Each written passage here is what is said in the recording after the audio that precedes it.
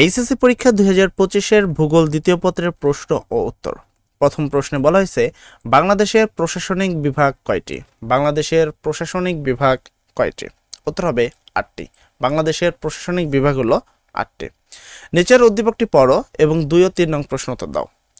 কাঁচামাল হিসাবে একটি ফসলকে কেন্দ্র করে বাংলাদেশের উত্তরবঙ্গে কিছু শিল্প গড়ে উঠেছে, যা চট্টগ্রাম অঞ্চলে দেখা যায় না। ফসলটি সবচেয়ে বেশি কোন দেশে উৎপন্ন হয়? ফসলটি সবচেয়ে বেশি কোন দেশে উৎপন্ন হয়? উত্তর হবে ব্রাজিলে। কোথায় উৎপন্ন হয়? সবচেয়ে বেশি উৎপন্ন হলো ব্রাজিলে। উদ্দীপকের ফসলটি ড্যাশ। উদ্দীপকের ফসলটি ড্যাশ। 1. ক্রান্তীয় ও উপক্রান্তীয় এলাকায় জন্মে, চাষের জন্য বৃষ্টিপাত দরকার হয়। উত্তর হবে 1 ও 2। উত্তর হবে 1 ও 2। 200 পরিবারের অধিক একসাথে বসবাস করে কোন বসতিতে? 200 পরিবারের অধিক একসাথে বসবাস করে কোন বসতিতে? সেক্ষেত্রে 4 নম্বর প্রশ্নের উত্তর হবে হলো নিবিড় বসতিতে। কোথায়? নিবিড় বসতিতে। নিচের মহাদেশগুলোর মধ্যে আয়তনে ক্ষুদ্রতম কোনটি? নিচের মহাদেশগুলোর মধ্যে আয়তনে ক্ষুদ্রতম কোনটি? উত্তর হবে ইউরোপ। উত্তর হবে কি? ইউরোপ। ইউরোপ হলো আয়তনে সবচেয়ে ক্ষুদ্রতম। বসতি গড়ে ওঠার সাংস্কৃতিক নিয়ামক কোনটি? বসতি গড়ে ওঠার সাংস্কৃতিক নিয়ামক কোনটি? সেক্ষেত্রে উত্তর হবে কৃষি। বসতি গড়ে ওঠার সাংস্কৃতিক নিয়ামক হলো কৃষি। নিচের উদ্দীপকটি পড়ো এবং 7 ও 8 নং প্রশ্নের উত্তর দাও। বলা হয়েছে লিঞ্জু নেত্রকোনার একটি গ্রামের কলেজ থেকে উচ্চ মাধ্যমিক পাশ করে সাভারের একটি গার্মেন্টসের চাকরি নিয়েছে। সেখানেই সে বসতি গড়েছে। উদ্দীপকে উল্লেখিত অভিগমনের ধরন কোনটি? উদ্দীপকে উল্লেখিত অভিগমনের ধরন কোনটি? উত্তর হবে পল্লী থেকে নগর। উত্তর হবে পল্লী থেকে নগর। আর পরবর্তী প্রশ্নে চলে যাব আমরা 8 নম্বর প্রশ্নে।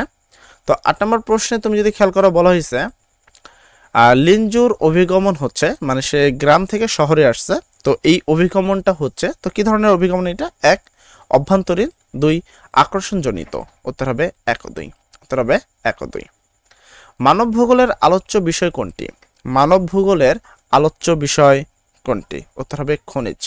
মানব ভূগোলের আলোচ্য বিষয় হলো খনিজ। বাংলাদেশের রপ্তানি আয়ের প্রধান উৎস কোনটি? বাংলাদেশে রপ্তানি আয়ের প্রধান উৎস কোনটি? উত্তর হবে পোশাক শিল্প। বাংলাদেশের রপ্তানি আয়ের প্রধান উৎস হলো পোশাক শিল্প। জনসংখ্যা বৃদ্ধির জন্য কোনটির উপর বিরূপ প্রভাব পড়ে না? জনসংখ্যা বৃদ্ধির জন্য কোনটির উপর বিরূপ প্রভাব পড়ে না? সেক্ষেত্রে উত্তর হবে জনশক্তি রপ্তানি। জনশক্তি রপ্তানি। নিচের অপ্রচলিত পণ্য কোনটি? নিচের অপ্রচলিত পণ্য কোনটি? উত্তর হবে তৈরি পোশাক। তৈরি পোশাক হলো অপ্রচলিত একটি পণ্য। তার পরবর্তী প্রশ্ন হলো বাংলাদেশের প্রধান অর্থকরী ফসল কোনটি? বাংলাদেশের প্রধান অর্থকরী ফসল কোনটি? উত্তর হবে পাট। বাংলাদেশের প্রধান অর্থকরী ফসল হলো পাট। নিচের উদ্দীপকটি পড়ো এবং 14 ও 15 নং প্রশ্নের উত্তর দাও। পুলক সাহেবের বয়স খুব বেশি নয়, তবে তিনি দূষিত পরিবেশে বসবাস করার জন্য দীর্ঘদিন যাবৎ শ্বাসকষ্ট ও ফুসফুসের প্রদাহ জনিত রোগে ভুগছেন। উদ্দীপকে ইঙ্গিতপূর্ব দূষণ কোন ধরনের? এখানে দেখো অ্যাকচুয়ালি শ্বাসকষ্ট এবং কি ফুসফুসের যে সমস্যা সেটা হয়েছে। এটা কেন হয়েছে? কারণ এখানে বায়ু দূষণ ছিল, যার কারণে শ্বাসকষ্ট হয়েছে। তাহলে উদ্দীপকে ইঙ্গিতপূর্বক দূষণ হলো তোমার কি? বায়ু দূষণ। কি দূষণ? বায়ু দূষণ। ঠিক আছে। আর পরবর্তী প্রশ্ন যদি আমরা খেয়াল করি, এখানে বলেছে উদ্দীপকের দূষণের কারণ হচ্ছে, মানে বায়ু দূষণের কি কি কারণ, কি কি কারণে বায়ু দূষণ হয়ে থাকে? 1. জমিতে রাসায়নিক সার ব্যবহার। এটা সম্পূর্ণ ভুল কথা। এই কারণে কখনোই তোমার পানি দূষণ হয়। জমিতে রাসায়নিক সার ব্যবহার করলে পানি দূষণ হয়, কিন্তু বায়ু দূষণ কিন্তু হয় না। তার মানে উত্তর হবে জ্বালানি হিসাবে কাঠের ব্যবহার, রেফ্রিজারেটরের ব্যাপক ব্যবহার। উত্তর হবে 2 ও 3। দূরত্ব বেশি কোন রেলপথটির? দূরত্ব বেশি কোন রেলপথটির? এখানে তুমি জায়গা দেখতে পাচ্ছ, ঢাকা থেকে কুমিল্লা, ঢাকা থেকে জয়দেবপুর, ঢাকা থেকে ভৈরব, তারপর ঢাকা থেকে কিশোরগঞ্জ। তো এখানে সবচেয়ে বেশি দূরত্ব হলো ঢাকা থেকে কিশোরগঞ্জ, এর দূরত্ব সবচেয়ে বেশি। দেন আমরা পরবর্তী প্রশ্নে চলে যাব।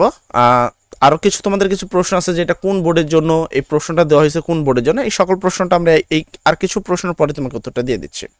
পৃথিবীর প্রধান গম উৎপাদনকারী দেশ কোনটি? পৃথিবীর প্রধান গম উৎপাদনকারী দেশ কোনটি? উত্তর হবে গণচীন। পৃথিবীর প্রধান গম উৎপাদনকারী দেশ হলো গণচীন। বাংলাদেশের শ্রম শক্তি বিদেশে প্রেরণ করা হয় কোন সাল থেকে? বাংলাদেশের শ্রম শক্তি বিদেশে প্রেরণ করা হয় কোন সাল থেকে? সেক্ষেত্রে উত্তর হবে 1976 সাল থেকে। 1976 সাল থেকে।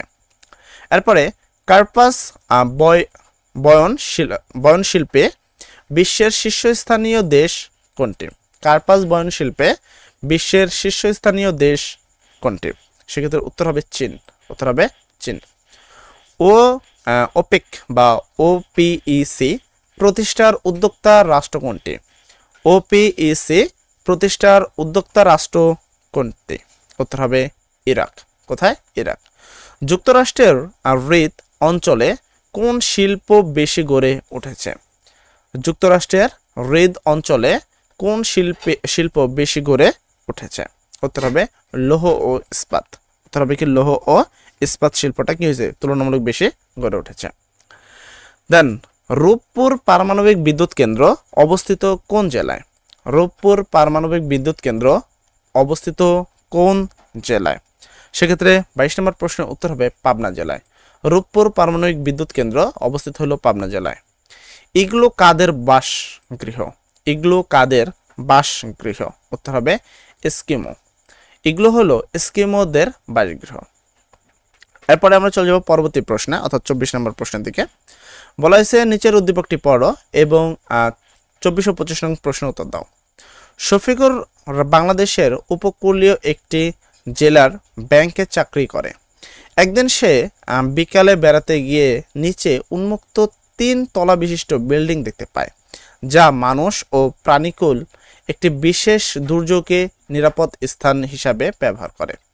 উদ্দীপকে উল্লেখিত উপকূলের এলাকায় পৃথিবীর অন্যতম দুর্যোগপূর্ণ অঞ্চল হবার কারণ হচ্ছে ড্যাশ। তো সেখানে কি কারণে পৃথিবীর সবচেয়ে বেশি হতে পারে? 1, পার্শ্ববর্তী সাগরের ফানেল আকৃতি, ক্রান্তীয় অঞ্চলে অবস্থান এবং হলো সমুদ্র সমতল হতে স্বল্প উচ্চতা। তবে 3টাই সঠিক। উদ্দীপকে উল্লেখিত দুর্যোগ নিচের কোনটি? উদ্দীপকে উল্লেখিত দুর্যোগ নিচের কোনটি? সেক্ষেত্রে উত্তর হবে ঘূর্ণিঝড়। উদ্দীপকে উল্লেখিত দুর্যোগ হলো ঘূর্ণিঝড়। তো এখানে আমি তোমাদেরকে টোটাল 25টা নৈবেদিক পড়াইছি, যে 25টি নৈবেদিক হলো সকল বোর্ড 2017 প্রশ্ন। যাদের বলছো অ্যাকচুয়ালি তোমাদের প্রশ্ন তো কখনোই ফাঁস হবে না, এই সম্পর্কিত আশা করি তোমরা সবাই জানো। তবে আমরা বিগত সালে যে প্রশ্নগুলো রয়েছে 2024 থেকে 2016 পর্যন্ত যে প্রশ্নগুলো রয়েছে, এই প্রশ্নগুলো যদি আমরা পড়ে নিতে পারি বা আমরা আমাদের নিজের আয়ত্ত করতে পারি, তাহলে অবশ্যই ভূগোল দ্বিতীয় পত্রে অনেক ভালো উত্তর করা যাবে এবং তুমি অবশ্যই কমন পাবা। অনেকের প্রশ্ন থাকে ভাইয়া প্রশ্ন কি রিপিট আসে কিনা বা রিপিট হয় কিনা, তো এই সম্পর্কে তো তোমাদের উত্তরটা দিয়ে দিই যে বিগত সালের প্রশ্ন থেকে তুমি প্রশ্ন কমন পাবা মিনিমাম 70%। কিভাবে? কেননা তুমি বিগত সালের প্রশ্নগুলো যদি খেয়াল করো, যে জায়গায় অন্য বোর্ডগুলো তোমারই রয়েছে, সেখানে ভূগোলের আমি প্রশ্নগুলো যদি দেখি সকল বোর্ডের প্রশ্ন হয়ে থাকে নৈবেদিকগুলো। যেমন 17 প্রশ্নের কথা বলি, 19-এর প্রশ্ন, 20-এর প্রশ্ন, 24-এর প্রশ্ন, 22-এর প্রশ্নগুলো দেখবা যে ভূগোল কত সকল বোর্ড দ্বিতীয় পত্রের সকল বোর্ড 2024 একটাই মাত্র নৈবেদিক প্রশ্ন। তার মানে তো বেশি কিন্তু ভূগোলের কিন্তু বেশি নৈবেদিক প্রশ্ন হচ্ছে না, খুব কম সংখ্যক নৈবেদিক প্রশ্ন পড়েও সম্পূর্ণ মার্ক অর্জন করা সম্ভব ভূগোলে। আশা করি তুমি আমার কথাটা বুঝতে পারছো। এবং পরবর্তীতে তোমাদেরকে একটা লং ক্লাস দেওয়া হবে, যে ক্লাসে সকল 2016 থেকে 2024 সালে যতগুলো বোর্ড রয়েছে সকল বোর্ডের পিডিএফ মানে তোমাদের পিডিএফটা সম্পূর্ণ ক্লিয়ার করে দেওয়া হবে ইনশাল্লাহ। সবাই ভালো থাকবা, সবার জন্য দোয়া করি। আসসালামু আলাইকুম।